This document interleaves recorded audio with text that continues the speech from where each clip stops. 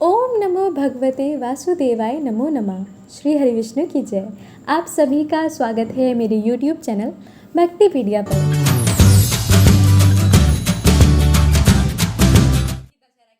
आज के इस वीडियो में आप रसपान करने वाले हैं अधिक मास के कृष्ण पक्ष की एकादशी परमा एकादशी की व्रत की कथा का।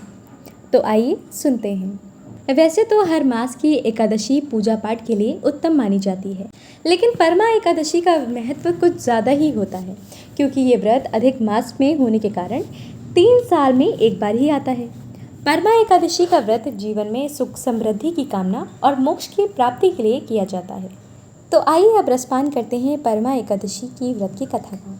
अर्जुन ने कहा, हे कमल नयन, आपने शुक्ल पक्ष की एकादशी का विस्तार पूर्वक वर्णन कर मुझे सुनाया, अतः अब आप कृपया करके मुझे अधिक मास के कृष्ण पक्ष की एकादशी का क्या नाम है, इसमें किस देवता का पूजन किया जाता है तथा इसके व्रत में किस फल की प्राप्ति होती है तथा उसकी विधि क्या है, इन सब के बारे में मुझे बताइए। श्री भगवान बोले, हे अर्जुन, अधिक मास के कृष्ण पक्ष में जो एकादशी आती है वह परमा एकादशी कहलाती है। वैसे तो प्रत्येक वर्ष में 24 एकादशियां होती हैं। अधिक मास या मलमास को जोड़कर वर्ष में 26 एकादशियां होती हैं। अधिक मास में 2 एकादशियां होती हैं, जो पद्मनी एकादशी शुक्ल पक्ष और परमा एकादशी कृष्ण पक्ष के नाम से जानी जाती हैं। इसके व्रत से सभी पाप नष्ट हो जाते हैं तथा मनुष्य को इस लोक में सुख और परलोक में सद्गति प्राप्त होती है। इसका व्रत विधान अनुसार करना चाहिए और भगवान विष्णु का धूप, दीप, नैवेद्य, पुष्प आदि से पूजन करना चाहिए।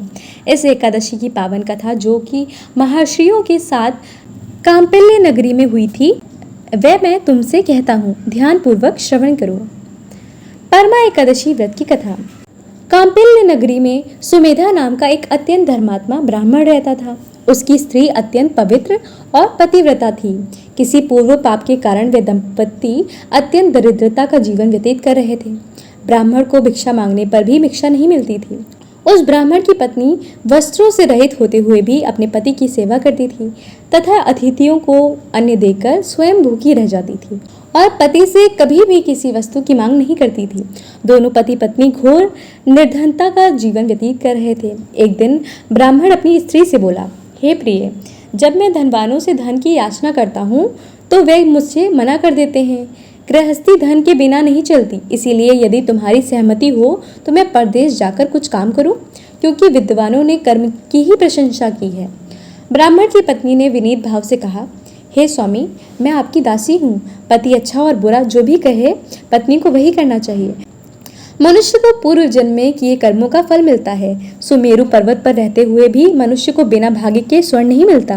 पूर्व जन्म से जो मनुष्य विद्या और भूमि दान करते हैं, उन्हें अगले जन्म में विद्या और भूमि की प्राप्ति होती है। ईश्वर ने भाग्य में जो कुछ लिखा होता है उसे टाला नहीं जा सकता। यदि कोई मनुष्य दान नहीं करता तो प्रभु उसे केवल अन्न ही देते हैं। इसीलिए आपको इसी स्थान पर रहना चाहिए, क्योंकि मैं आपका विछोह नहीं सह सकती। पति बिना स्त्री की माता, पिता, भाई, ससुर तथा संबंधी आदि सभी निंदा करते हैं। इसलिए हे स्वामी, कृपा कर आप कहीं न जाएं। जो भाग्य में होगा वह यहीं प्राप्त हो जाएगा। स्त्री की सलाह मानकर ब्राह्मण परदेश नहीं गया। इसी प्रकार समय बीतता गया। एक बार कौंडिन्य ऋषि वहां आए। ऋषि को देखकर ब्राह्मण सुमेधा और उसकी पत्नी ने उन्हें प्रणाम किया और बोले, आज हम धन्य हुए। आपके दर्शन से आज हमारा जीवन सफल हो गया। ऋषि को उन्होंने आसन तथा भोजन दिया। भोजन देने के बाद पतिव्रता ब्राह्मणी ने कहा, हे ऋषिवर, कृपया कर आप मुझे दरिद्रता का नाश करने की विधि बतलाइए। मैंने अपने पति को परदेश में जाकर धन कमाने से रोका है। मेरे भाग्य से आप आ गए हैं। मुझे पूर्ण विश्वास है कि आप मेरी दरिद्रता शीघ्र ही नष्ट हो जाएगी। अतः आप हमारी दरिद्रता नष्ट करने के लिए कोई उपाय बताइए। ब्राह्मणी की बात सुन कौंडिन्य ऋषि बोले, हे ब्राह्मणी, मलमास की कृष्ण पक्ष की परमा एकादशी के व्रत से सभी पाप दुख और दरिद्रता आदि नष्ट हो जाते हैं। जो मनुष्य इस व्रत को करता है वह धनवान हो जाता है। इस व्रत में नृत्य गायन आदि सहित रात्रि जागरण करना चाहिए।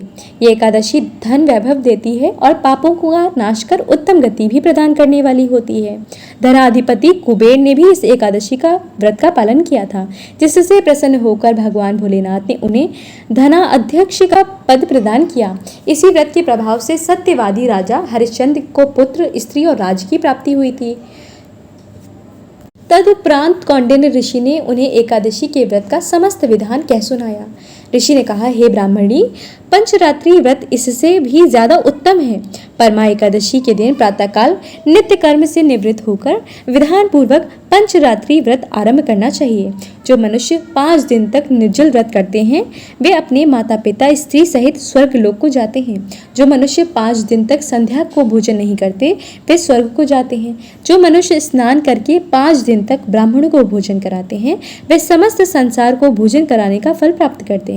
जो मनुष्य इस व्रत में अश्वदान करते हैं उन्हें तीनों लोकों को दान करने का फल मिलता है।